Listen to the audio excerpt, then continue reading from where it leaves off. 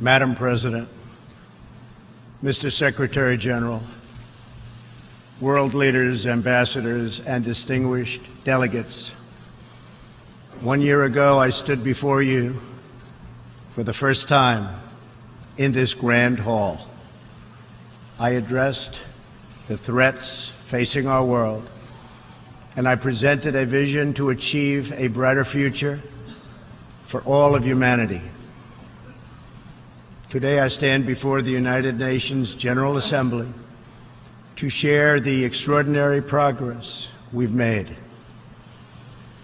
In less than 2 years, my administration has accomplished more than almost any administration in the history of our country.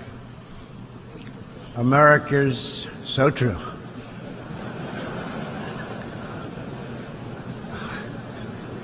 Didn't expect that reaction, but that's okay.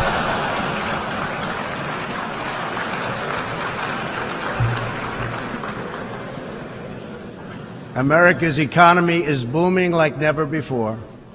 Since my election, we've added $10 trillion in wealth. The stock market is at an all-time high in history, and jobless claims are at a 50-year low. African American, Hispanic American, and Asian American unemployment have all achieved their lowest levels ever recorded. We've added more than 4 million new jobs, including 500,000 manufacturing jobs. We have passed the biggest tax cuts and reforms in American history. We've started the construction of a major border wall, and we have greatly strengthened border security. We have secured record funding for our military, $700 billion this year and $716 billion next year. Our military will soon be more powerful than it has ever been before. In other words, the United States is stronger, safer, and a richer country than it was when I assumed office less than 2 years ago. We are standing up for America and for the American people, and we are also standing up for the world. This is great news for our citizens and for peace-loving people everywhere. We believe that when nations respect the rights of their neighbors and defend the interests of their people, they can better work together to secure the blessings of safety, prosperity, and peace. Each of us here today is the emissary of a distinct culture, a rich history, and a people bound together by ties of memory, tradition, and the values that make our homelands like nowhere else on earth. That is why America will always choose independence and cooperation over global governance, control, and domination. I honor the right of every nation in this room to pursue its own customs, beliefs, and traditions. The United States will not tell you how to live or work or worship. We only ask that you honor our sovereignty in return. From Warsaw to Brussels to Tokyo to Singapore, it has been my highest honor to represent the United States abroad. I have forged close relationships and friendships and strong partnerships with the leaders of many nations in this room, and our approach has always yielded incredible change. With support from many countries here today, we have engaged with North Korea to replace the specter of conflict with a bold and new push for peace. In June, I traveled to Singapore to meet face-to-face with North Korea's leader, Chairman Kim Jong-un. We had highly productive conversations and meetings, and we agreed that it was in both countries' interest to pursue the denuclearization of the Korean Peninsula. Since that meeting, we have already seen a number of encouraging measures that few could have imagined only a short time ago. The missiles and rockets are no longer flying in every direction.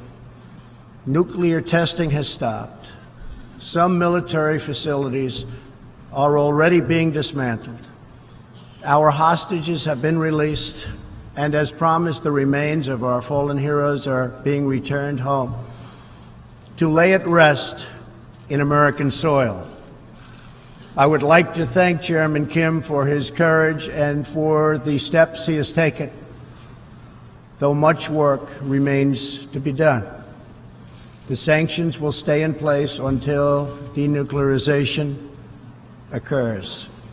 I also want to thank the many member states who helped us reach this moment, a moment that is actually far greater than people would understand, far greater,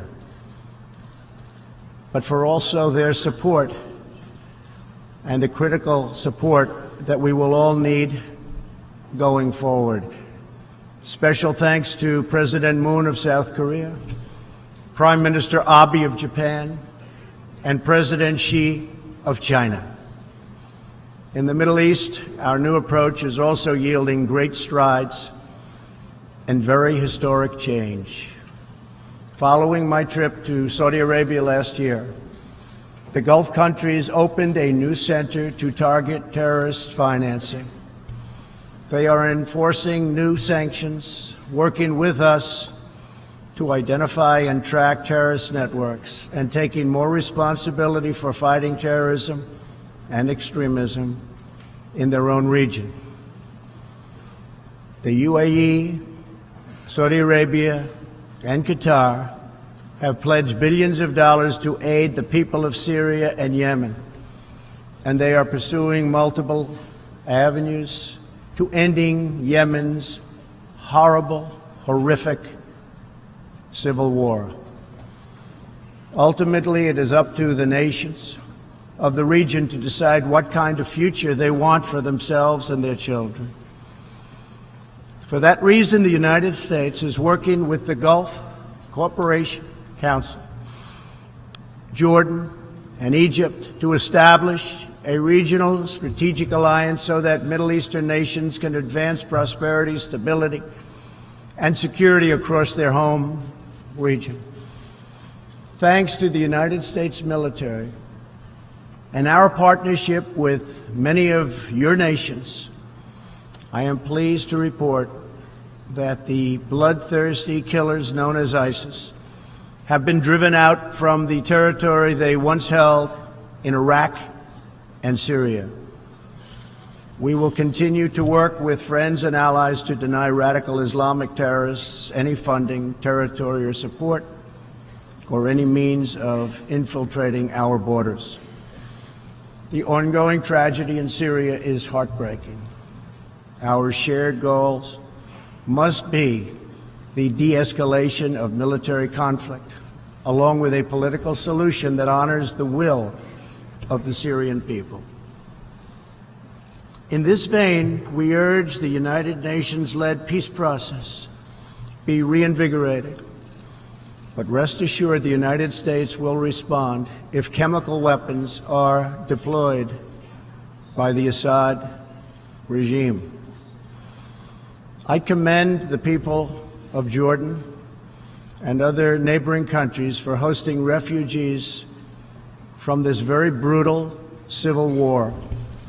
As we see in Jordan, the most compassionate policy is to place refugees as close to their homes as possible, to ease their eventual return to be part of the rebuilding process. This approach also stretches finite resources to help far more people, increasing the impact of every dollar spent. Every solution to the humanitarian crisis in Syria must also include a strategy to address the brutal regime that has fueled and financed it, the corrupt dictatorship in Iran. Iran's leaders sow chaos, death, and destruction. They do not respect their neighbors or borders or the sovereign rights of nations. Instead, Iran's leaders plunder the nation's resources to enrich themselves and to spread mayhem across the Middle East and far beyond. The Iranian people are rightly outraged that their leaders have embezzled billions of dollars from Iran's treasury, seized valuable portions of the economy, and looted the people's religious endowments, all to line their own pockets and send their proxies to wage war. Not good. Iran's neighbors have paid a heavy toll for the region's agenda of aggression and expansion. That is why so many countries in the Middle East strongly supported my decision to withdraw the United States from the horrible 2015 Iran nuclear deal and reimpose nuclear sanctions. The Iran deal was a windfall for Iran's leaders. In the years since the deal was reached, Iran's military budget grew nearly 40%. The dictatorship used the funds to build nuclear-capable missiles, increase internal repression, finance terrorism, and fund havoc and slaughter in Syria and Yemen. The United States has launched a campaign of economic pressure to deny the regime the funds it needs to advance its bloody agenda. Last month, we began reimposing hard-hitting nuclear sanctions that have been lifted under the Iran deal. Additional sanctions will resume November 5th, and more will follow. And we are working with countries that import Iranian crude oil to cut their purchases substantially. We cannot allow the world's leading sponsor of terrorism to possess the planet's most dangerous weapons. We cannot allow a regime that chants death to America and that threatens Israel with annihilation to possess the means to deliver a nuclear warhead to any city on earth. Just can't do it. We ask all nations to isolate Iran's regime as long as its aggression continues. And we ask all nations to support Iran's people as they struggle to reclaim their religious and righteous destiny. This year, we also took another significant step forward in the Middle East in recognition of every sovereign state to determine its own capital. I moved the U.S. Embassy in Israel to Jerusalem. The United States is committed to a future of peace and stability in the region, including peace between the Israelis and the Palestinians. That aim is advanced, not harmed, by acknowledging the obvious facts. America's policy of principled realism means we will not be held hostage to old dogmas, discredited ideologies, and so-called experts who have been proven wrong over the years, time and time again. This is true not only in matters of peace, but in matters of prosperity. We believe that trade must be fair and reciprocal. The United States will not be taken advantage of any longer. For decades, the United States opened its economy, the largest by far on earth, with few conditions. We allowed foreign goods from all over the world to flow freely across our borders. Yet, other countries did not grant us fair and reciprocal access to their markets in return. Even worse, some countries abused their openness to dump their products, subsidize their goods, target our industries, and manipulate their currencies to gain unfair advantage over our country. As a result, our trade deficit ballooned to nearly $800 billion a year. For this reason, we are systematically renegotiating broken and bad trade deals. Last month, we announced a groundbreaking U.S.-Mexico trade agreement. And just yesterday, I stood with President Moon to announce the successful completion of the brand new U.S.-Korea trade deal. And this is just the beginning. Many nations in this hall will agree that the world trading system is in dire need of change. For example, countries were admitted to the World Trade Organization that violate every single principle on which the organization is based. While the United States and many other nations play by the rules, these countries use government-run industrial planning and state-owned enterprises to rig the system in their favor. They engage in relentless product dumping, forced technology transfer, and the theft of intellectual property. The United States lost over 3 million manufacturing jobs, nearly a quarter of all steel jobs, and 60,000 factories after China joined the WTO. And we have racked up $13 trillion in trade deficits over the last 2 decades. But those days are over. We will no longer tolerate such abuse. We will not allow our workers to be victimized, our companies to be cheated, and our wealth to be plundered and transferred. America will never apologize for protecting its citizens. The United States has just announced tariffs on another $200 billion in Chinese-made goods, for a total so far of $250 billion. I have great respect and affection for my friend, President Xi, but I have made clear our trade imbalance is just not acceptable. China's market distortions and the way they deal cannot be tolerated. As my administration has demonstrated, America will always act in our national interests.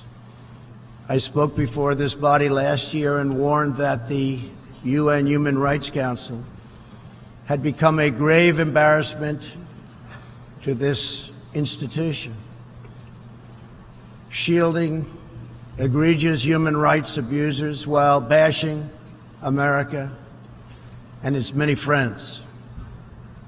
Our ambassador to the United Nations, Nikki Haley, laid out a clear agenda for reform, but despite reported and repeated warnings, no action at all was taken. So the United States took the only responsible course. We withdrew from the Human Rights Council, and we will not return until real reform is enacted. For similar reasons, the United States will provide no support in recognition to the International Criminal Court. As far as America is concerned, the ICC has no jurisdiction, no legitimacy, and no authority. The ICC claims near universal jurisdiction over the citizens of every country, violating all principles of justice, fairness, and due process. We will never surrender America's sovereignty to an unelected, unaccountable global bureaucracy. America is governed by Americans. We reject the ideology of globalism, and we embrace the doctrine of patriotism. Around the world, responsible nations must defend against threats to sovereignty, not just from global governments, but also from other new forms of coercion and domination. In America, we believe strongly in energy security for ourselves and for our allies. We have become the largest energy producer anywhere on the face of the earth. The United States stands ready to export our abundant, affordable supply of oil, clean coal, and natural gas. OPEC and OPEC nations are, as usual, ripping off the rest of the world, and I don't like it. Nobody should like it. We defend many of these nations for nothing, and then they take advantage of us by giving us high oil prices. Not good. We want them to stop raising prices. We want them to start lowering prices, and they must contribute substantially to military protection from now on. We are not going to put up with it, these horrible prices, much longer. Reliance on a single foreign supplier can leave a nation vulnerable to extortion and intimidation. That is why we congratulate European states such as Poland for leading the construction of a Baltic pipeline so that nations are not dependent on Russia to meet their energy needs. Germany will become totally dependent on Russian energy if it does not immediately change course. Here in the Western Hemisphere, we are committed to maintaining our independence from the encroachment of expansionist foreign powers. It has been the formal policy of our country since President Monroe that we reject the interference of foreign nations in this hemisphere and in our own affairs. The United States has recently strengthened our laws to better screen foreign investments in our country for national security threats. And we welcome cooperation with countries in this region and around the world that wish to do the same. You need to do it for your own protection. The United States is also working with partners in Latin America to confront threats to sovereignty from uncontrolled migration. Tolerance for human struggling and human smuggling and trafficking is not humane. It's a horrible thing that's going on at levels that nobody has ever seen before. It's very, very cruel. Illegal immigration funds criminal networks, ruthless gangs, and the flow of deadly drugs. Illegal immigration exploits vulnerable populations, hurts hard-working citizens, and has produced a vicious cycle of crime, violence, and poverty. Only by upholding national borders, destroying criminal gangs, can we break this cycle and establish a real foundation for prosperity. We recognize the right of every nation in this room to set its own immigration policy in accordance with its national interests, just as we ask other countries to respect our own right to do the same, which we are doing. That is one reason the United States will not participate in the new global compact on migration. Migration should not be governed by an international body unaccountable to our own citizens. Ultimately, the only long-term solution to the migration crisis is to help people build more hopeful futures in their home countries, make their countries great again. Currently, we are witnessing a human tragedy, as an example, in Venezuela, More than 2 million people have fled the anguish inflicted by the socialist Maduro regime and its Cuban sponsors. Not long ago, Venezuela was one of the richest countries on earth. Today, socialism has bankrupted the oil-rich nation and driven its people into abject poverty. Virtually everywhere socialism or communism has been tried, it has produced suffering, corruption, and decay. Socialism's thirst for power leads to expansion, incursion, and oppression.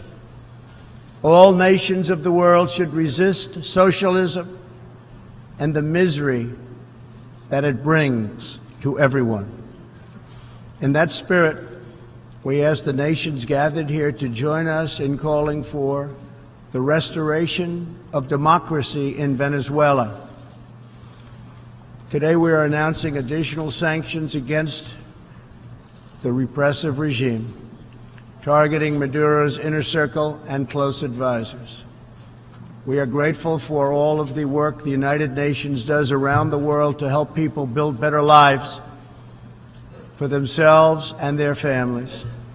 The United States is the world's largest giver in the world by far of foreign aid, but few give anything to us. That is why we are taking a hard look at U.S. foreign assistance that will be headed up by Secretary of State Mike Pompeo. We will examine what is working, what is not working, and whether the countries who receive our dollars and our protection also have our interests at heart. Moving forward, we are only going to give foreign aid to those who respect us and, frankly, are our friends. And we expect other countries to pay their fair share for the cost of their defense.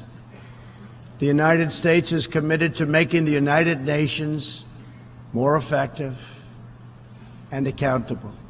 I have said many times that the United Nations has unlimited potential. As part of our reform effort, I have told our negotiators that the United States will not pay more than 25% of the UN peacekeeping budget. This will encourage other countries to step up, get involved, and also share in this very large burden. And we are working to shift more of our funding from assessed contributions to voluntary, so that we can target American resources to the programs with the best record of success. Only when each of us does our part and contributes our share can we realize the UN's highest aspirations. We must pursue peace without fear, hope without despair, and security without apology. Looking around this hall, where so much history has transpired, we think of the many before us who have come here to address the challenges of their nations and of their times. And our thoughts turn to the same question that ran through all their speeches and resolutions, through every word and every hope. It is the question of what kind of world will we leave for our children, and what kind of nations they will inherit. The dreams that fill this hall today are as diverse as the people who have stood at this podium, and as varied as the countries represented right here in this body are. It really is something. It really is great, great history. There is India, a free society, over 1 billion people, successfully lifting countless millions out of poverty and into the middle class. There is Saudi Arabia, where King Salman and the Crown Prince are pursuing bold new reforms. There is Israel, proudly celebrating its 70th anniversary as a thriving democracy in the Holy Land. In Poland, the great people are standing up for their independence, their security, and their sovereignty. Many countries are pursuing their own unique visions, building their own hopeful futures, and chasing their own wonderful dreams of destiny, of legacy, and of a home. The whole world is richer.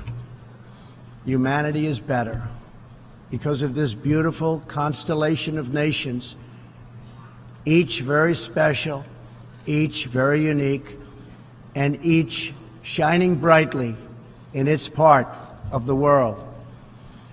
In each one, we see awesome promise of a people bound together by a shared past and working toward a common future. As for Americans, we know what kind of future we want for ourselves. We know what kind of a nation America must always be.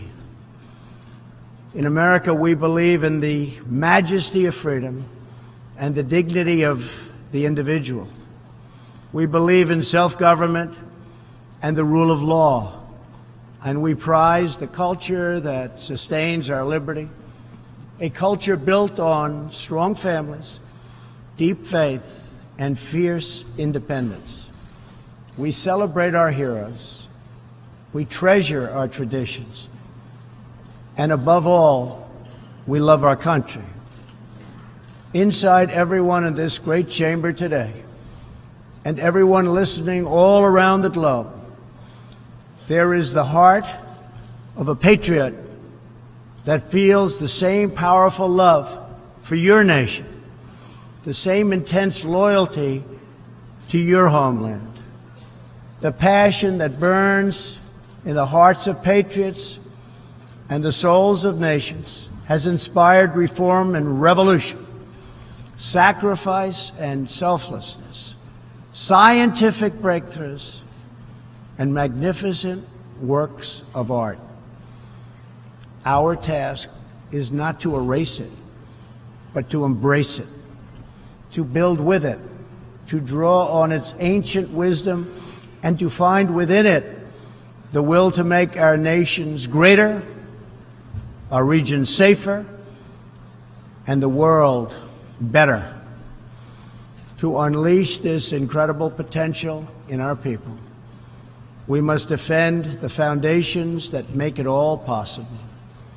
Sovereign and independent nations are the only vehicle where freedom has ever survived, democracy has ever endured, or peace has ever prospered. And so we must protect our sovereignty and our cherished independence above all. When we do, we will find new avenues for cooperation unfolding before us. We will find new passion for peacemaking rising within us. We will find new purpose, new resolve, and new spirit flourishing all around us, and making this a more beautiful world in which to live. So together, let us choose a future of patriotism, prosperity, and pride. Let us choose peace and freedom over domination and defeat. And let us come here to this place to stand for our people and their nations, forever strong, forever sovereign, forever just, and forever thankful for the grace and the goodness and the glory of God. Thank you, God bless you, and God bless the nations of the world. Thank you very much. Thank you. On behalf of the General Assembly, I wish to thank the President of the United States of America for the statement just 主席女士、秘书长先生、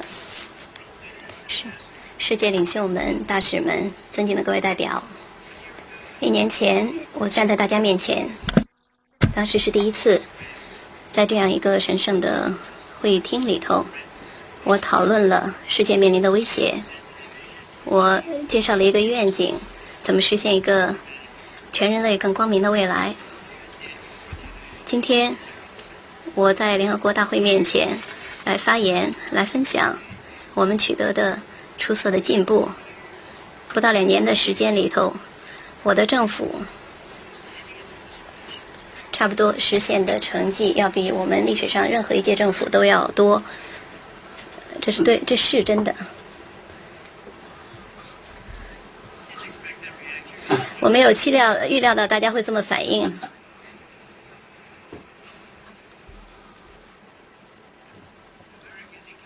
美国经济蓬勃发展，这是前所未有的水平。自我当选以来，我们财富增加了10万亿，股市是历史上最高点，失业的福利领取人是50年来最低的，亚裔、非裔以及西裔的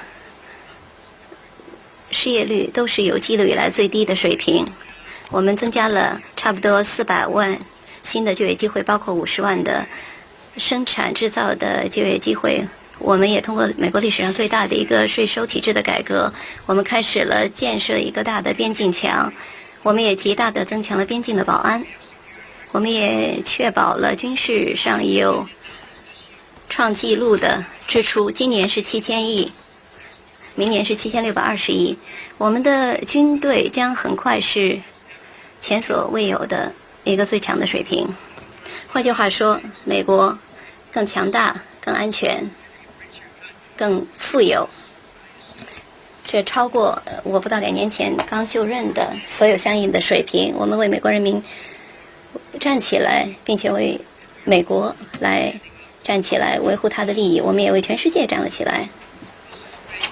这是对我们公民来讲很好的消息，对全世界的热爱和平的人来讲都是如此。我们认为，如果各国能够尊重他们邻国的权利，并且维护他们人民的利益，他们就可以更好的合作，来确保安全、繁荣和和平的福祉。我们每一位今天在这里都是我们不同文化、丰富的历史的代表。你们代表的人民是由历史传统和价值观联系在一起的，正是这些东西让我们的家园在地球上无与伦比。这也是为什么美国将永远会选择独立合作，而不是全球治理，也不会选择控制和统治。我尊重在座的每一个国家的权利来选择自己的惯例、传统和习惯。美国不会告诉你怎么生活、怎么工作、怎么来信仰宗教，我们只是敦请你们尊重我们的主权。作为回报，从华沙到布鲁塞尔到东京到新加坡，我最荣幸的是代表美国在海外来工作。我构建了和很多人的有利的伙伴关系，深入的友谊和合作。他们今天很多人都在场，我们的方式总是带来了重大的变化。我们支持今天在座的很多的国家，我们和朝鲜进行接触，将冲突的恶魔替代成一个大胆的新的对和平的推动。在6月份，我去了新加坡，和朝鲜领导人金正恩进行面对面的会谈。我们的对话非常富有成效，会议也是如此。我们是同意符合2国利益的一种做法，就是要推进朝鲜半岛的无核化。从那次会议以来，我们已经看到了几项非常令人鼓舞的措施。这些措施是很短时间以前大家很难想象的。导弹和火箭不再四处乱射，核测试也停止了，一些军事的设施已经被拆毁。我们的人质被释放，按照保证，我们过去战争的英雄的遗骸也被返还家园，能够让他们在美国的土地上安息。我要感谢金正恩委员长这么有勇气，并且采取了相应的步骤，尽管还要做大量的工作，制裁将会一直保留，直到实现无核化。我也要感谢众多的会员国，他们帮助我们走到这一刻。这样的一刻是比人们理解的这个意义还要重大的一刻。而且呢，也要感谢他们提供的关键的支持。这些关键的支持是我们下一步工作所期需的。我要特别感谢韩国的武文总统，以及日本的安倍晋三首相，还有中国的习近平主席。在中东，我们新的方式也产生了极大的进展，以及历史性的变化。在我去年对沙特的访问之后，海湾各国开办了一个新的中心，打击恐怖主义的筹资。他们也在执行新的制裁，和我们进行合作，来找到并且跟踪恐怖主义的网络，并且承担更多的责任，从事反恐以及打击暴力极端主义的工作。针对的是他们所在的自己的地区，阿联酋、沙特和卡塔尔，承诺几十亿美元来帮助叙利亚和也门人民。他们正在推进多边的渠道来终结也门惨重的、悲惨的内战。最终是该地区各国来决定他们自己和他们的孩子们想要什么样的未来。因此，美国正在和海湾合作理事会进行合作，约旦、埃及也和他们进行合作，来建立一个地区的战略联盟。这样的话，地区各国可以推进繁荣以及家园的安全，整个地区的安全。得益于美国的军方以及我们和很多的你们国家的伙伴关系，我很高兴向大家汇报，伊斯兰国这个嗜血的杀手被从他们之前占据的在伊拉克的领土和叙利亚的领土上驱赶出去。我们会继续和朋友和盟友进行合作，来拒绝极端的伊斯兰势力的任何的领土支持或者任何渗透我们边境的可能性。现在的叙利亚的悲剧呢，让人伤心。我们共同的目标必须是减少军事冲突的紧张程度，另外寻找政治解决办法，尊重叙利亚人民的意愿。因此，我们敦促联合国主导的和平进程要得到振兴。我向你们保证，美国在看到化学武器被阿萨德政权部署的时候，我们肯定会做出我们的反应。我们赞赏约旦人民以及其他邻国的人民，感谢他们帮助了难民，他们接受了这个血腥的内战产生的难民，就像在约旦所看到的一样。最富有同情心的政策就是把难民尽可能的安置在离他们家园近的地方。这样的话，他们最终的还乡就会更加的容易，而且呢，也可以成为整个重建工作的一部分。这种方式也能够把钱花在帮助更多的难民的身上，从而加强每一个美元的效果。每一个对叙利亚人道主义危机的解决办法，也必须要包括相应的战略来解决这个血腥的政权，正是这个政权激起了和资助这场内战，那就是还有呢伊朗的腐败的独裁的政权。伊朗的领导人希望看到破坏、混乱和死亡，他们不尊重他们的邻国或者他们的边界，也不尊重各国的主权。相反，伊朗的领导人让该国的资源用于让他们自己发财，并且蔓延混乱，蔓延到整个中东以及更广大的地区。伊朗的人民很有理由觉得这么的愤怒。他们的领导人从伊朗的国库中私吞了几十亿的美元，而且控制了经济的重大的部分，洗劫了人民的宗教的遗产，都是为了自我谋利，并且把利润用于发起战争，这样不好。伊朗的邻国也承担了很惨重的代价，因为它的地区的议程，伊朗的地区的议程就是要扩张和侵略，因此众多的中东国家大力支持我的决定，要把美国从非常糟糕的15年的伊朗核协议中撤出来，并且恢复了核的制裁。伊朗核协议对伊朗领导人来讲是一笔意外之财。从协议达成以来，伊朗的军事的预算差不多增加了40%。独裁者使用基金来发展有核能力的导弹，增加内部的镇压，资助恐怖主义活动，激起在叙利亚和也门的混乱和屠杀活动。美国已经发起了经济的打压的活动，让该机制拿不到必要的资金，从而就不能够推进它血腥的议程。上个月，我们开始了重新的恢复的打击惨重的核制裁的工作。这些制裁在伊朗的协议下被取消了。最初的制裁将会在10月5号恢复，更多的还会有。我们会和那些进口伊朗原油的国家进行合作，要求他们极大的减少他们的进口。我们不能够让世界恐怖主义的头号的资助者获得地球上最危险的武器。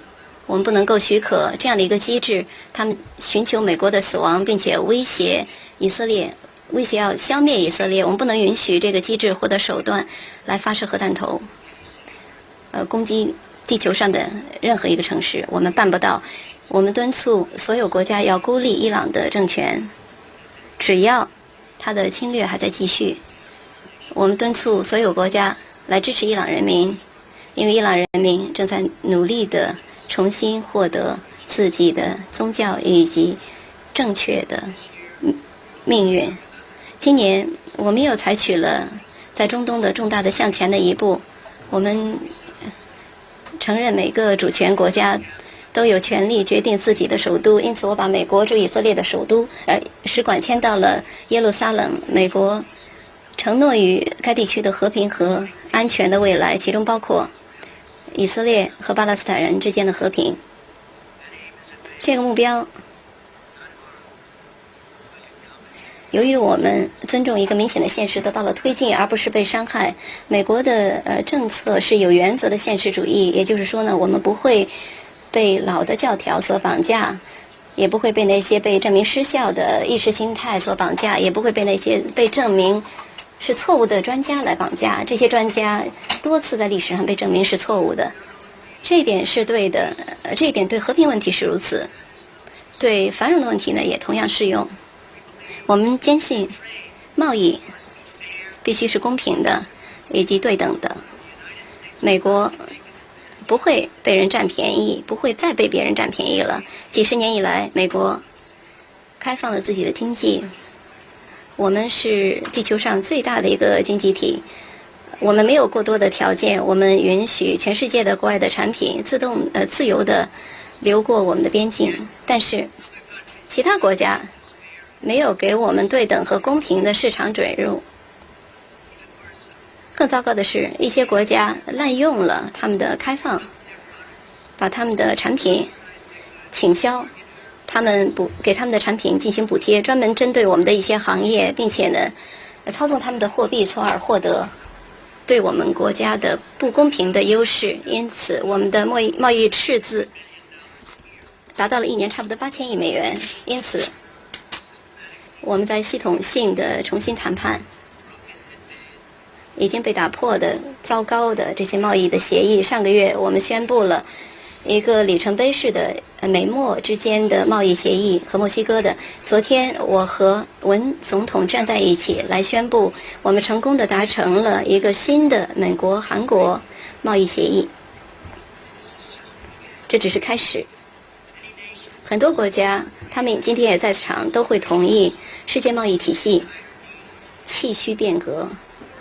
比如说，那些加入世贸组织的国家却违反了该组织所依据的每一项原则。美国和很多其他的国家遵照惯例但这些国家使用政府政策和赠款以及国营企业来扭曲系统，从中牟利。他们从事的是肆无忌惮的产品的倾销，强制的技术转让以及盗窃知识产权。美国丧失了300万的制造的工作机会，这差不多是1/4的总的就业机会，而且关闭了6000个工厂，这是自从中国加入世贸组织以来的情况。在过去的20年间呢，我们总共有13000亿的贸易赤字，但是这样的岁月一去不返了。我们将不会继续容许对系统滥用的行为，我们也不会允许我们的工人成为受害者，我们不允许我们的公司被欺骗，我们的财富，我们也不允许其被洗劫、被转移。美国对于保护自己的公民从来都没什么歉意。美国刚刚宣布了又对2000亿美元的中国生产的产品施加关税的决定，目前总量达到了2500亿。我非常赞赏我的好朋友习近平主席，但是我也讲清楚了，我不能接受我们两国之间的贸易不平衡、中国的市场扭曲的行为以及他们做交易的行为是不能够被容忍的。我的政府已经证明了，美国将永远按照我们的国家利益来行事。去年我在这个机构发言，警告联合国的人权理事会，说它已经变成了我们这个组织非常丢脸的一个机构。它维护的是严重的对人权侵犯的行为，攻击的却是美国及其众多的朋友。我们驻联合国的大使尼基·黑利大使，他有一个清晰的议程，要促进改革，但是即便有报告的以及多次的警告，却没有采取任何的行动。因此美国采取了唯一负责任的行动，我们撤出了人权理事会。我们不会回到理事会，除非我们看到开始真正的改革。出于同样的原因，美国将会给国际刑院提供任何的支持或者承认。对美国来讲 ，ICC 它是没有任何的管辖权，也没有任何合法性，没有任何的权限的。国际刑院声称对每个国家的公民有普遍性的管辖权，它违反了所有正义、公平和程序正当的原则。我们永远不会放弃美国的主权，让这样一个没有经过选举的、没有问责的全球的官僚机制来控制我们。美国是由美国人自己管理的，我们拒绝全球主义的意识形态，我们接受的是爱国主义的信条。在全世界，负责任的各国必须要防御对主权的威胁，威胁不光来自于全球治理，也来自于其他的新的形式的控制还有胁迫。在美国，我们坚信的是能源安全，不光是我们自己要能源安全，对我们的盟友也是如此。我们变成了最大的一个能源的生产国，在全世界来讲都是如此。美国愿意出口我们丰富的价廉物美的石油、清洁的燃油和天然气。石油输出国组织及其会员国一如既往都在剥削全世界。我不喜欢这一点，没有人应该喜欢这种现象。我们维护了很多这些国家，却一无所获，然后他们又占我们便宜，给我们高油价，不好。我希望这些国家停止提高油价，我希望他们开始降低油价。他们必须要做出重大的贡献，从现在开始要为自己的军事保护做出重大的贡献。我们不会再容忍这些糟糕的价格。一个国外的石油供应国可以让一个国家被扭曲、遭到恐吓，我们不能容忍。因此，我们祝贺欧盟国家，比如说波兰，他开始介绍波罗的海的管道。这样的话呢，这些国家就不用再依赖俄罗斯来满足它的能源需求。德国如果不立刻改变自己的发展路径的话呢，将会完全依赖于俄罗斯的油气。在西半球，我们承诺于要维护我们的独立性及不受扩张性的国外势力的这种侵蚀。我国从门罗总统以来就有这样的一个正式的政策，即我们拒绝国外对我们的干预，包括在西半球，包括在我们自己的事务中，我们都拒绝国外的干预。美国最近加强了我们的法律，更好地甄别国外的投资，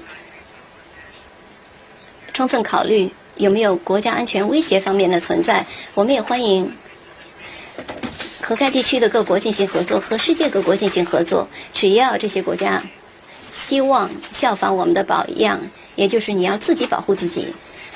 美国也正在和拉美的伙伴进行合作，来应对无控制的移民对主权所带来的威胁，对人的苦难，对人的走私、人的贩卖的这个容忍是不人道的，它是很糟糕的。而且呢，这个问题的严重程度是前所未有的，非常的残忍。非法的移民、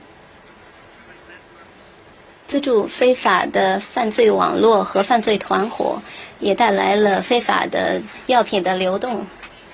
非法的移民剥削脆弱的公民，伤害那些努力工作的公民，所以产生了暴力、犯罪和贫穷的恶性循环。只有坚持本国的边境，摧毁犯罪团伙，我们才可以打破这一循环，从而为繁荣奠定真正的基础。我们承认在座的每一个国家都有权利来制定其移民的政策，这方面要考虑各国自己的国家利益，就像我们请每个国家都尊重我们有权利这么做一样。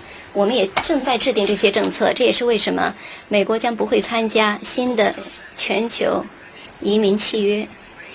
移民不应该由一个国际机构进行管辖，这个国际机构对我们自己的公民却没有问责，这样不行。最终，唯一一个移民问题的长久的解决办法，就是让人们有更有希望的在自己祖国的发展的未来，让他们自己的祖国再次变得伟大。当前，我们正在目睹一个人类的悲剧。举个例子，在委内瑞拉，超过200万人逃离了社会主义的马杜拉政权及其古巴赞助者所施加的苦难。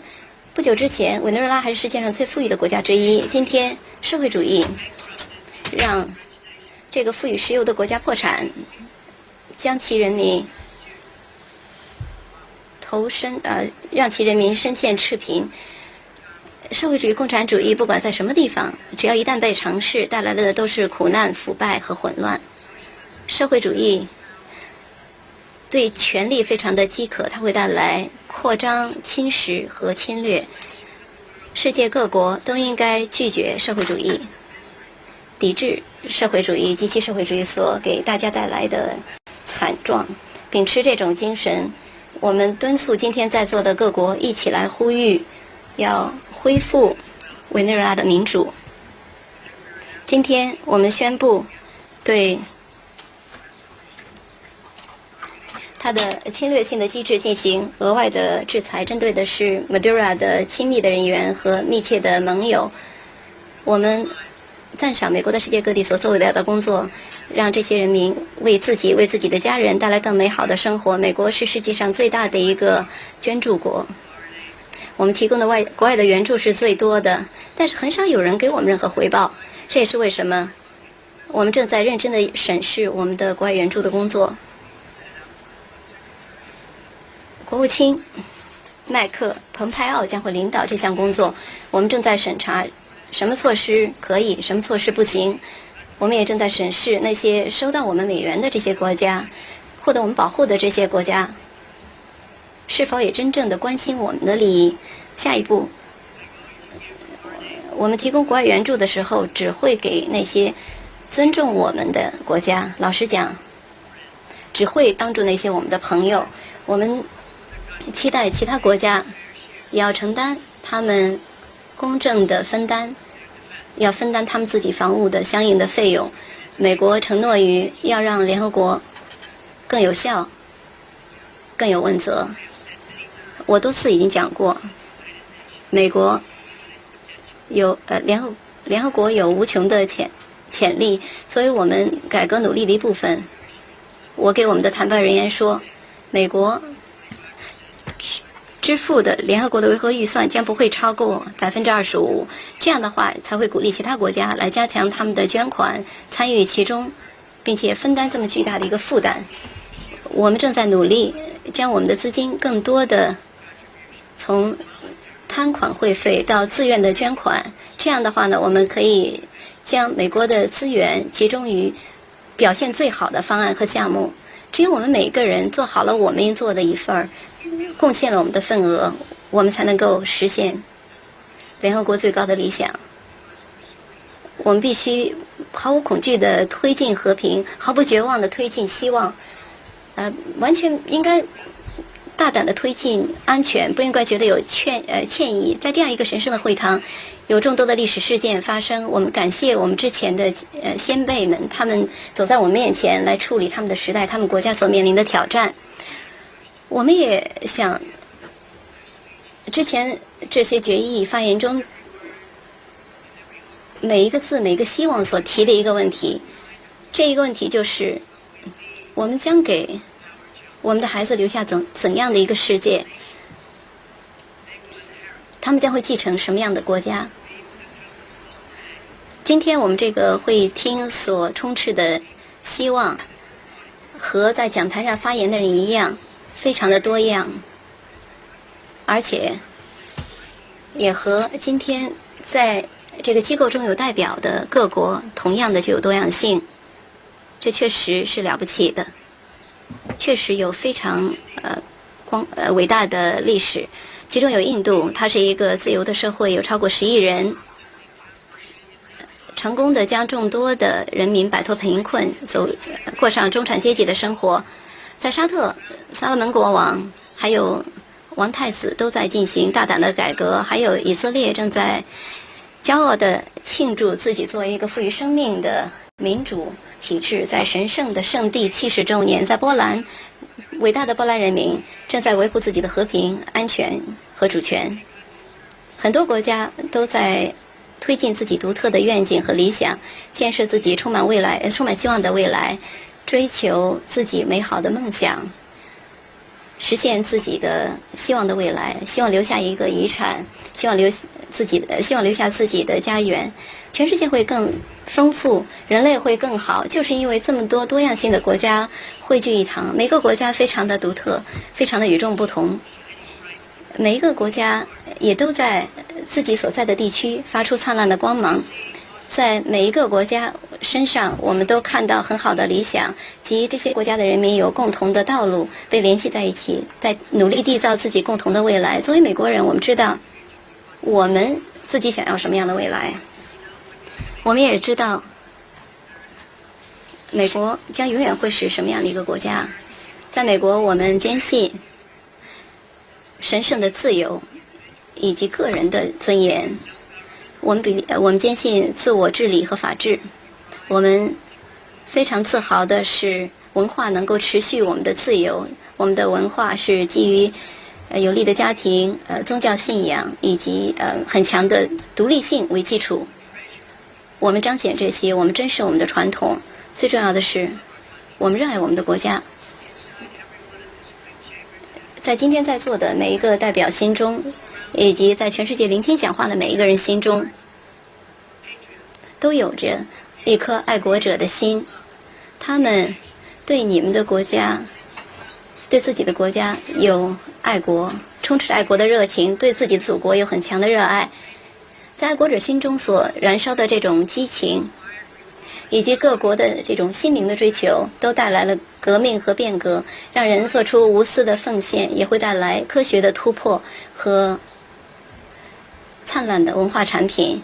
我们的任务不是要消灭这种心灵中的力量，而是要迎接这种力量，和它一起呼吸，利用我们古老的智慧，在其中找到我们的意愿，让我们的国家变得更伟大，我们的地区更安全，世界更美好。为了真正利用我们人民中存在的这种巨大的潜力，我们必须要维护让一切成为可能的基础的东西，即主权和独立的国家是唯一一种能够让自由生存的手段，能够让民主持续发展，能够让和平真正的繁荣。因此，我们必须要保护我们的主权以及我们所珍视的独立，这是最重要的。在我们做到这一点的时候，我们会找到新的合作的渠道，我们会找到对缔造和平新的热情，我们会找到新的宗旨、新的决心、新的精神，他们能够充斥各地，能够让我们的世界变得更美好。因此，我们一起选择的应该是一个爱国主义的未来，它有自由，有繁荣，有自由。我们应该确保人民，首选人民，不要考虑恐惧和统治。我们来到这个地方，要为我们的人民，要为我们的国家来倡言。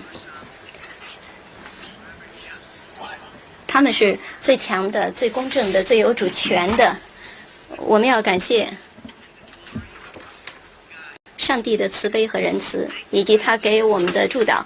感谢大家，上帝保佑你们，上帝保佑世界各国。谢谢大家。On behalf，我谨代表